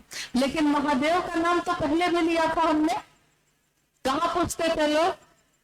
जब से साहब हरिंद्र जी की बात को कहने लगे हैं हम लोग, दुनिया चाहने लगी है। क्योंकि जो शिव को चाहेगा वो शिव की बात को चाहेगा, वो शिव की बात करने वाले को चाहेगा। सबको चाहेगा, लेकिन इस कज़ा में, इस शिव शिष्यता की और इस शिव चर्चा की आंधी में हम अपनी शिव शिष्यता को बहा न दें, खो न दें, ये एक चिंता हमारे साहब की बनी हुई है आज भी। तो शिव चर्चाएं हो, लेकिन शिव भाव से संजात, भींगा हुआ हो, शिव भाव से प्रगाढ़, यानी उसमें गहराई हो शिव भाव की, ताकि जो कहता हो उसका मन भी शिव भाव से भर जाए, जो सुनता हो उसका मन भी शिव भाव से भर जाए, वो अपने साहब और दीदी को भूल न सके, उनके एहसान को अपने दिल से भुला न सके। ये जीवन ऐसे ही बीत जाए, हमारे साहब दीदी मिलते रहेंगे, महादेव की तरफ हम लोग को चलाते रहेंगे, और ये रास्ता एक दिन वहां जाके खत्म होगा जहां हमारे महादेव स्वयं बैठे हैं। आइए इस रास्ते के हम सब पथिक बने, इस राजमार्ग पे हम सब चले, एक साथ चले, मन में शिव के नाम का संकल्प लेकर चले, एक दूसरे का हाथ थाम के चले। कल परसों में इसी मैदान में कुछ गुरु बहनें मोबाइल पे लाइव की हुई थी, हम लोग यात्रा में थे, किसी ने दिखाया मुझको कि देखिए तो कितना हंस रहे हैं लोग, कितना खुश है, मैदान में काम चल रहा है, तैयारी चल रही है, सारे गुरु बहन गुरु भाई खिलखिला रहे हैं, हंस रहे हैं। महादेव के काम में जैसे ही हम एक होते हैं, हमारे मन की संकीर्णता खत्म हो जाती है, हम हंसने लगते हैं। साहब ने कहा कि शिव की शिष्यता आपके जीवन में हंसने का कारण है, हंसिए। मैं क्या कहूं आपको कि रोइए? साहब ने कहा कि मैं क्या कहूं कि रोइए, बिछड़िए नहीं। शिव की शिष्यता को हंसाती है, मुस्कुराती है, और दूसरों को भी, अगर किसी को देख के, अनजान आदमी को भी देखकर अगर आप मुस्कुरा दीजिए, क्या होता है बदले में? वो नहीं जानता कि आप उसको देखकर क्यों मुस्कुराए हैं, लेकिन वो भी मुस्कुरा देता है, और बाद में सोचता होगा कि कौन था वो, क्या मैं उसको पहचानता था। देखिए, ये जीवन समंदर है, इस जीवन में जो दीजिएगा वो वापस आएगा। सम्मान दीजिएगा दूसरों को, सम्मान दुगुनी वापस आएगी। प्यार दीजिएगा, प्यार आएगी। साहब ने कहा कि ये जीवन का समंदर है, इसमें चप्पल फेंकिएगा, चप्पल ही वापस मिलेगी। दूसरे के प्रति नफरत रखिएगा, नफरत ही वापस आएगी। शिव को रखिएगा, शिव ही वापस मिलेंगे। शिव को देना है, शिव को लेना है, बस इतनी ही से तो बात है। और क्या कहूं, बहुत ही सुंदर माहौल में शिव की बात इस स्थान पे हो रही है, और आप सब बैठे हैं, हम लोग फिर अब विदा होंगे। अब कोई जिज्ञासा तो अब नहीं है, अब हाँ, जिज्ञासाएं कभी खत्म नहीं होती, लेकिन जब प्रेम हो जाता है तो जिज्ञासाएं मौन हो जाती हैं। युवा गुरु बैठे हैं, वृद्ध शिष्य बैठे हैं, गुरु भी मौन है, शिष्य भी मौन है, दोनों मौन है, और उस मौन में ही शिष्यों का संशय पल प्रतिपल विनष्ट हो रहा है, खत्म हो रहा है। तो शिव की शिष्यता की इस बगिया में रहने वाले हम सभी शिव के शिष्य अपने गुरु शिष्य को, अपने गुरु शिव को अपने मन का उद्गार, अपने मन का प्रेम दें, और हमारे मन के संशय को वो गुरु खुद ही विनष्ट कर देते हैं। चलिए हम लोग आज इस जगह से अब विदा लेते हैं।